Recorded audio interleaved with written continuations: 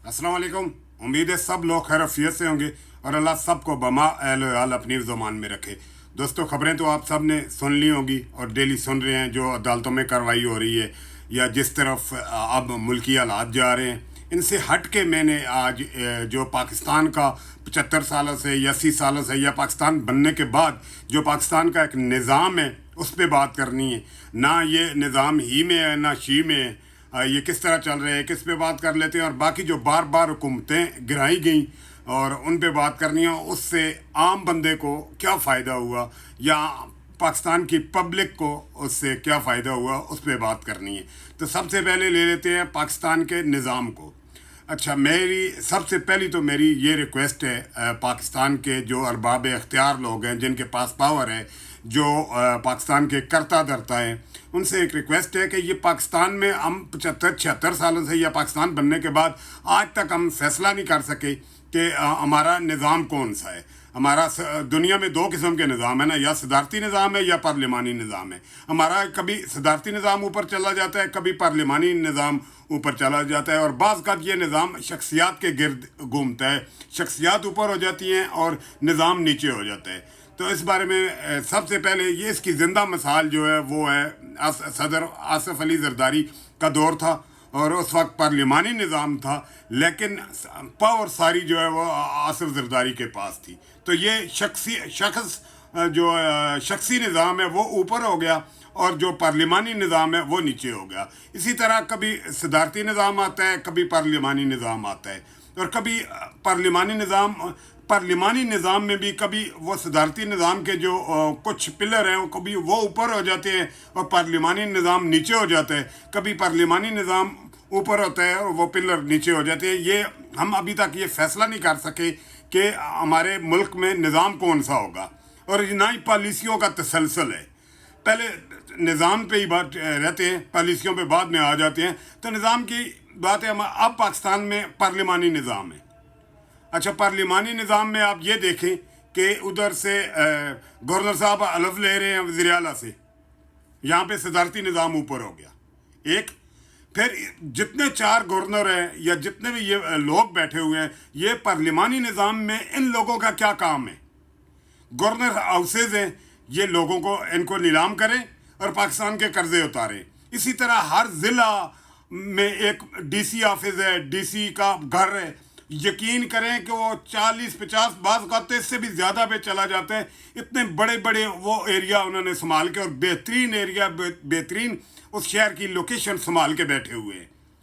फिर वही निज़ाम आ गया, पार्लिमानी निज़ाम है। तो पार्लिमानी निज़ाम में जो पावर है वो मुंतखब नुमाइंदों के पास होनी चाहिए, ना कि डीसी जो ज़िले का बैठा हुआ है उसके पास सारी पावर होनी चाहिए, या एसी बैठा हुआ है या आईजी बैठा हुआ है। इनकी रिहाइशें देखें, इनके शशके देखें, और इनके अंदर ही गोल्फ ग्राउंड है, अंदर ही इनके क्लब हैं, अंदर ही सब कुछ बना हुआ है। इनकी मतलब एक अलग दुनिया है। ये जो कोई भी ओहदा है, जो पब्लिक सर्वेंट होता है, वो पब्लिक सर्वेंट है। लोग उसे अपनी जेब से टैक्स के ज़रिए या जो भी टैक्स देते हैं उसके ज़रिए उसको तनख्वाह जा रही होती है। वो लोगों का गुलाम होता है, वो सर्विस देता है। लेकिन यहाँ ये उन्होंने एक अलग अपनी दुनिया बसाई हुई है। उन्होंने एक अलग निज़ाम लेके बैठे हुए हैं। जितने भी एसी और डीसी, ये जितने भी ज़िला सतह पे लोग हैं, इनको चाहिए कि ये जितने भी एसी डीसी के एक कनाल से ज़्यादा का घर नहीं होना चाहिए। हद हो गई, बहुत बड़ा कोई तीर मार खान है, उसको 2 कनाल का घर दे दें। ये 20-20, 40-40, 50-50 कनाल के घर, उनके अंदर ग्राउंड, ये सारी चीज़ें नहीं होनी चाहिए। ये नीलाम करें और एक निज़ाम लेके आएँ। ना हम ई में है, ना हम शी में है, ना हमारा पार्लिमानी निज़ाम है और ना ही हमारा सदारती निज़ाम है। एक निज़ाम पे आ जाए, या बेस्ट यही है कि सदारती निज़ाम हो, डायरेक्ट जो पब्लिक है वो एक बंदे को सेलेक्ट करे। वो एक तो हमारे जो सिस्टम में है, जो ब्लैक मेल होते हैं लोग, जो उनको तरक्याती फ़ंड के मद में उनकी जेबों में पैसे जाते हैं, जो मैं बैठे बड़े बड़े ओहदे, बड़े बड़े अदारों में, एक एक अदारे में एक हेड होता है, 50-50 ओहदे हैं उनके पास। उनके शशके, उनके पेट्रोल, उनके बिजली के बिल, इनके बच्चों की फीसें, उनके बच्चों के लिए गाड़ियाँ, उनके मुलाजम, ये कहाँ कहाँ तक जाता है।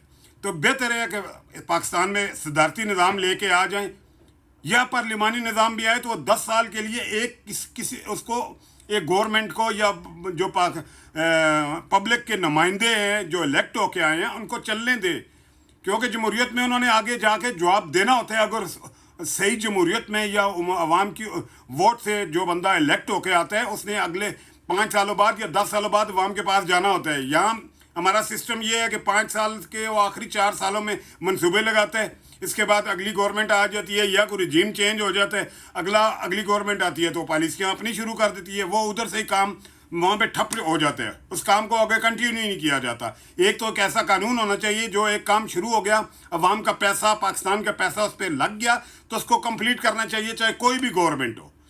لیکن یہ آخری سالوں میں سارے اپنے منصوبے شروع کرتے ہیں. وہ پیسہ کس کی جیب سے جاتا ہے؟ پاکستانیوں کی جیب سے جاتا ہے. پاکستانی ٹیکس دیتے ہیں، آپ ٹیکس دیتے ہیں، میں ٹیکس دیتا ہوں. وہ ٹیکس کا پیسہ سارا جا کے وہ کرپشن کی نظر ہو جاتا ہے، یا جو آدھا کام ہوتا ہے وہ ادھر ہی پڑا رہتا ہے اور صدیوں پڑا رہتا ہے اس کے، یا 5 سال جب تک وہ گورنمنٹ دوبارہ نہیں آتی وہ اس کے منصوبے ادھر ہی رہتے ہیں. لہذا اصولاً یہ ہونا چاہیے یا صدارتی نظام لے کے آئیں یا پارلیمانی نظام لے کے آئیں. پارلیمانی نظام میں یہ ایسی ڈی سی یا گورنر کا کوئی حق نہیں بنتا کہ وہ ہر معاملے میں ٹانگ اڑائیں یا مداخلت کریں. ان کے گورنر ہاؤس نیلام کریں 4 صوبوں کے ڈی سی کے جو گھر ہیں یا اے سی کے گھر ہیں جو ہر ڈسٹرکٹ میں ہیں ان کو نیلام کریں. یقین کریں پاکستان کا آدھے سے زیادہ قرضہ اس چیز سے اترتا ہے. بیچیں ان کو. انہوں نے ایک نظام ہے ہی نہیں ہے جو پاکستان کے کرتا دھرتا ہے. ان سے میری پھر ریکویسٹ یہی ہے یا عام پبلک کی جانب سے بھی کہ ایک نظام لے کے آئیں اور اس کو کنٹینیو کریں.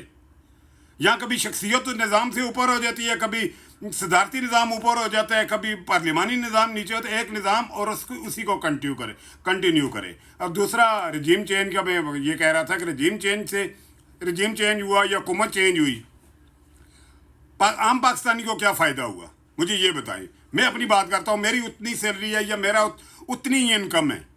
اس وقت میری اتنی ہی انکم تھی جب میں 150 یا 160 روپے لیٹر پیٹرول لیتا تھا. اب بھی میری اتنی ہی انکم ہے جب آٹا میں اس وقت 50 روپے کلو لیتا تھا، اب 100 سے اوپر لے رہا ہوں. تو عوام اسی طرح عام عوام یا مڈل طبقہ ہے وہ دن بدن غریب ہوتا جا رہا ہے. رجیم چینج آپریشن سے یا رجیم چینج کرنے سے کسی پہ، عام پبلک پہ، اس کے حالات پہ فرق نہیں پڑا بلکہ وہ اور نیچے گئے ہیں. آج کے لیے صرف اتنا ہی. ویڈیو بہت لمبی ہو گئی ہے. کل انشاءاللہ جو موجودہ حالات ہیں اس پہ بات کروں گا. اللہ حافظ.